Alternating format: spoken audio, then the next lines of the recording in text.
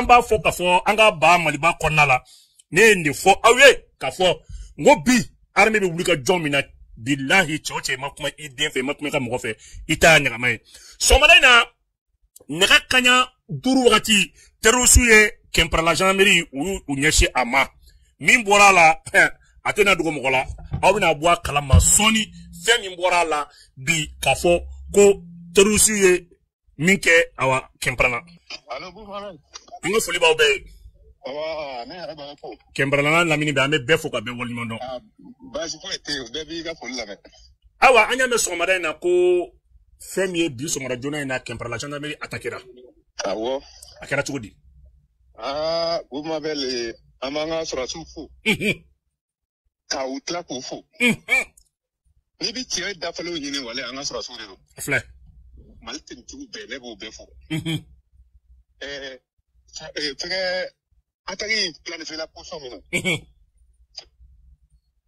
depuis kunu 19h wati kuna foriyo dira yoro be tiena population ame population fu wallahi ni fuli kaka burusu kono dugu be la jele amu be fu o be de wulila ka jo depuis 19h sura kunu 19h ko bangama chu bi temeno ka yoro la ko kundale no kibarna kan ko ba do fere o ba fere na atake de kia ko ka sare kibarna fa be do na de bu mabel ha kibarna fa be do dai mais bola yoro nan de fe yoro do bi wa fo ko nyugo yirisira do bola o groupe ko mo moto kene ar moto bi woro allah akbar groupe do bora jakurna fa fe ko e moto kene ko bobo parce que katime ko yo shere ya ko moto mo bola ko abe kene bo do bola pere sansra fe do bora san ere ka sansra fa fe kana kana nyugo kumbe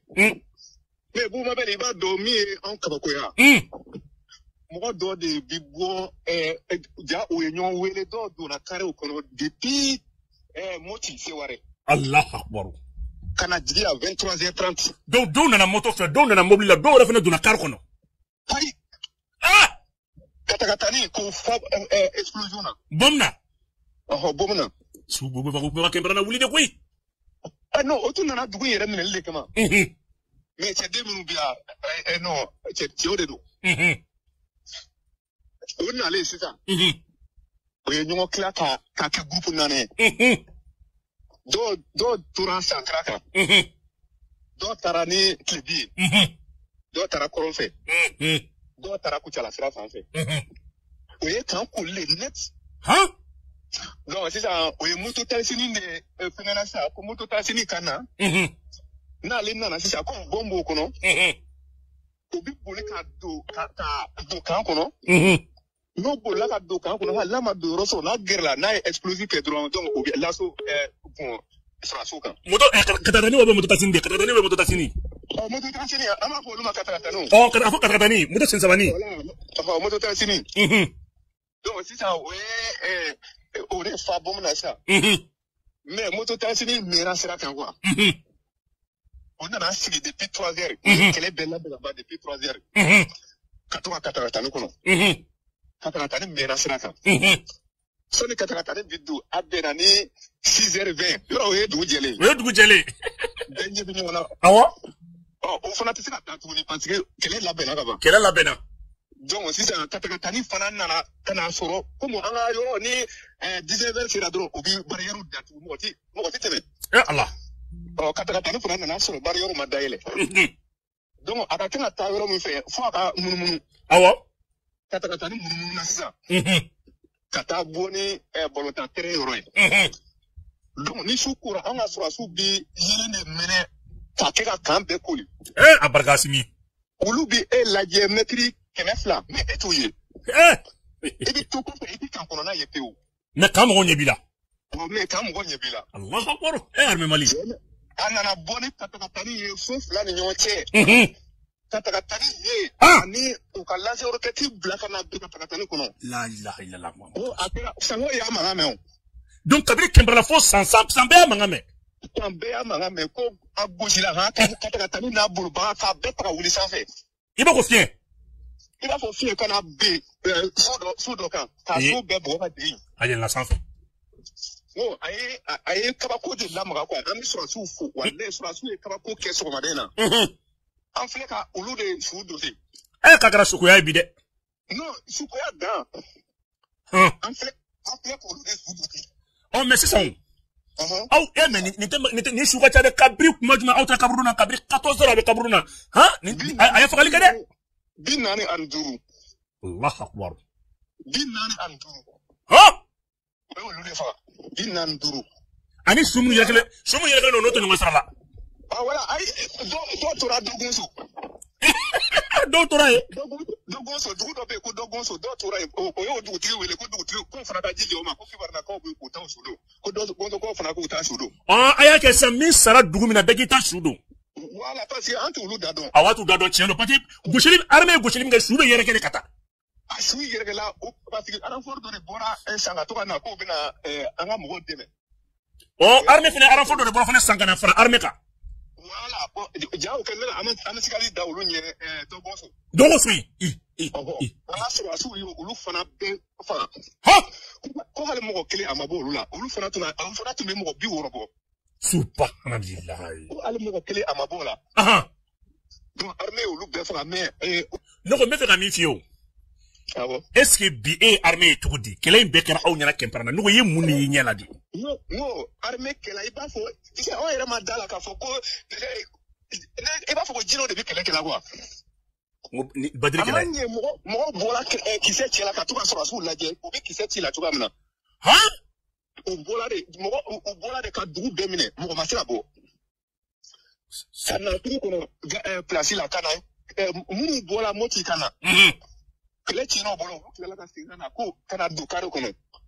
Ah, tu do fana be kele chere mun bulu ka singana do karu konna la. Voilà, parce que ulu na kare de fait. O ko ulu bita kuchala. Donc kele chino bolo mi ke.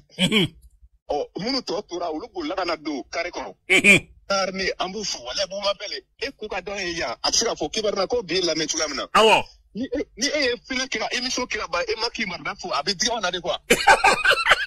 Mais maki barna ko bi la me chugamna atira fo. Donc aya do sako arme ka fembe fo arme ka mino na propagande. Mais ni mo dama mi on ni mo dama mi bi kele arme kama atira fo parce que mo ti sira fo yena on ko ni arme kama te se ba so kibarna willo mali be du fo ma atanka kibarna bo. Ani e ba foto na ninja machara to na tambi. Mali ay initié kele tere mali bere be du fo ma atanka kibarna. Awa kemperana ko attaque babe. Kuma be kibarna bi atare me ita meteo ko ye dankara na mo la. O mana na tiosi obi anga mo de bufa mais o te fait sur anga mo la. Arme be sula kuma be. Non, ayi ami arme fou, amo ire fou. Non, arme mali arme anyo ti je ko bi je be anyo ti. Ayi mali arme nyo tiza. Je be. Ngo combat réel dido. Mo madel. Ah. Ne bi yoron no fo quoi. Ah. Ni famo sira ko yoron la dia be je ko du. O jime. Envio be retard ta tout. Envio be retard ta ni famo sira ko la je na. Ayi ibo kundwa. Il est arrêté quoi? Nini mo du karla nyona dron avion ti se ka dugu ni no ba nyona dugu mawo. Il faut que dugu mawo ka chama de fawla. O fana ka bo nyona. So il est arrêté de. Ana ki barna bi abi mo ke me duru abo mo ke me duru. Mu ya ta ke ba mo ke me duru bo. Ni na ki barna walle ala de anseri abi ke me duru bo. Ha? Ke me duru abo bo. D'accord, ambi fou. Ya ma. Ajara ni merci. Ijawara. Mba. Malon, ne te kuma tukunde. Nti kuma. Ti te commentaire ke tukun. Ne ko sugu beke kan arme ka puissance fo. Do ya fam do ma fam. Dugu do be ambe ni yoro de la ambe prolification des armes légères. Mamu bo barak na mbouf. Parce que modo reta marfa déposer ka fonye teibe min fo arme kan kulenga tede. Ntranga marfa di ni meta kasola ngata kasola. Wallahi terusi d'autres marfa blakaf.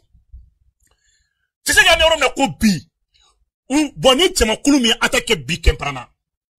Je ne me repoussera car depuis maintenant je le mets depuis 3h40 en bas kalama. À 5h, Katalani avancera à 200 mètres du camp. On a sur Orkate Katalani bi à Sanga Kumboloko bombing tirani. Kasoro ani Sangaja. On a d'abord comment. Kasoro ka attaqué à côté nani befe. On a sur Suraso ye côté nani ni duru bemne. Yo te fukadu. Alors faut mbora 100. On na couverture ke. Donc olu donna kabo 100 kani kodo 100 ma kuma mina. Uye kempana attaquer. O woti kelefone alors faut le faire ko ko na koritu. C'est ça la stratégie. Quel est dronko marfata li sebenyo comme marfata. Wallahi quel est kalan. Ni yo suraso ka 100 mo ni 100 bisa ja suraso ala jala inna. Quel est dibaki. Demi kera kempara la. Ma fo armée mani ñoko victoire ke ma ka bo akilima. Depuis 5 heures ame marfa chikana. Faut 11h25. Tellement que depuis 14h mo be kabru dona ya fama la soudona wala sa dem sa ngona wulika sou sedlen so. Ara made sou bi ka panga do mo ka sodi. Abeka sikare ko na bolongo na ko na flaw ko na. Tiro se do bola ka to do fo baso kono. Bom na no ni basulu bini baw beta. Ali baw be ko ko so la ka be reke kala fi. La folie me ka sabali. Ibi kuna armée minaka tao tetou. Voilà une armée professionnelle. Ou toi, depuis minuit, ou ba kalama kuduna. Uduna ni srape. Uduna ni côté bay. Armée ou toi. Kaso karafor minuku, encercler sans kula minuku bla. Bi. Absa ni fam tugudi. Do duna kar kono kulu fere segin tugu. Ou kila kata do fene mine ni temena sana sani tomi ache ou tra do fene koron kolu mine ou kra wala na fene ou kra wala na. Donc on peut dire que c'est une victoire extra. Je ne sais pas comment qualifier cette victoire là. Tellement que quand bi armée miga kempara là jamais il repoussera kula 5 formes de documents sur ce qui va là-bas. Oui, arme, oui, goussil d'abord kadji. Toutes les positions des femmes à bebra mo bronto kadji. Balou aye da aka armée là terusi kele haki nan kele dedu terusi te nante tune anre ka kono mo dedu mo de nyaga minen do na obe karuta ba u tarodo u bado kam nga tarodo kanga boro me u bado kele fete nya sur di population ka sécurité be de sur la ni ngati.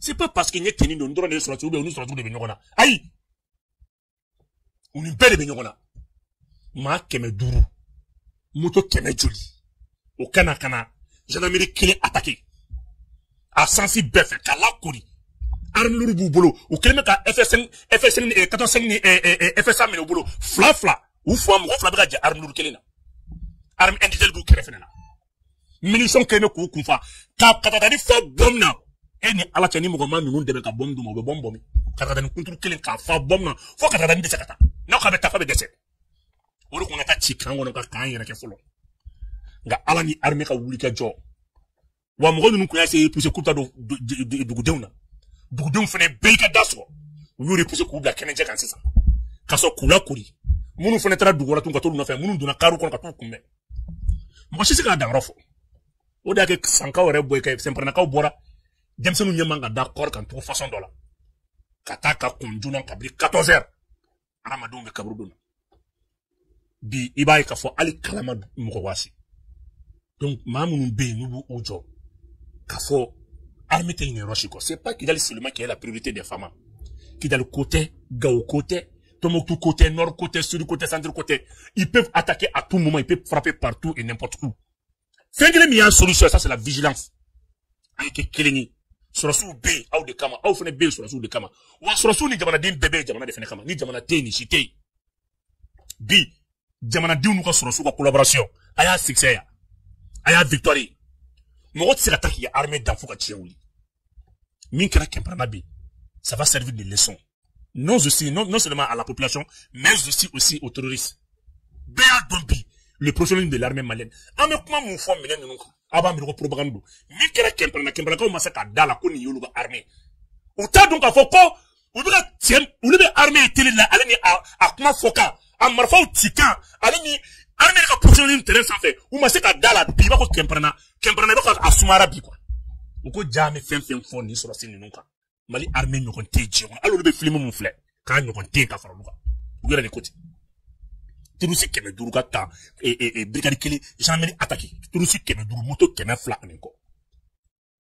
kata ka foko karata 4h25 minutes de combat ou ga tenu pour repousser ou ka boli ka do kar kono ka tout no fait ka nous souta ka do donc vraiment On remercie les femmes.